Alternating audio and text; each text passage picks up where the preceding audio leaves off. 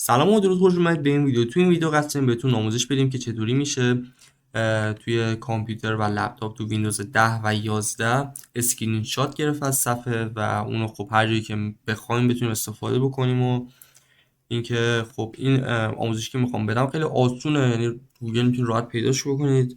خیلی کوتاه بخوام بهتون توضیح بدم. قبل از اینکه بریم سراغ آموزش، یادتون چنل رو سابسکرایب کنید، این ویدیو رو لایک بکنید. بزنم که بریم سراغ این آموزش.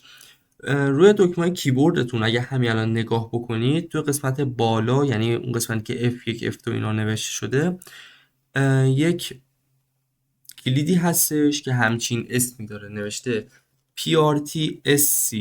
یعنی من اینجا واسهتون سرچش میکنم، نوشته PRTSC، همچین شکلی هستش.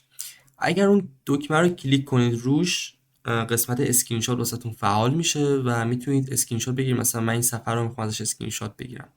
الان اسکرین شات گرفته شد و رفتش توی حافظه لپتاپم.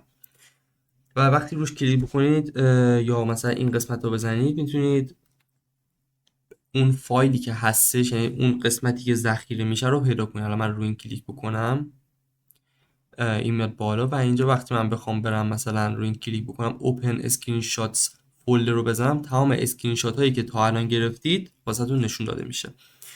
خب این یکی از روشاش بود که اون دکمه PRTSC روی کیبورد رو بزنیم.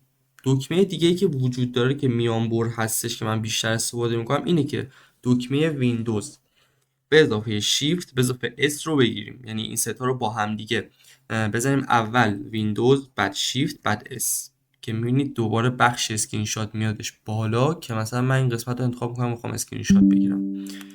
میبینید که اسکرین شات گرفته شد. شما میتونید اینجا روش تغییراتی انجام بدید، میخواید چیزی بنویسید یا نه میخواید ذخیره کنید، میخواید اندازش رو عوض بکنید و اینا. همش میشه با این ستینگ انجام دادش.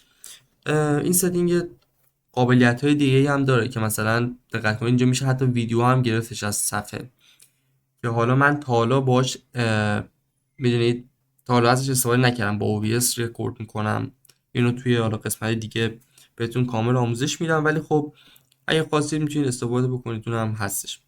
مرسی که تا اینجا ویدیو همراه بودید. اگه کمکتون کرد یادتون سابسکرایب کنید چنل رو و این ویدیو رو لایک بکنید تا ویدیو بعدی و آموزش دیگه. خدا نگهدار همگی.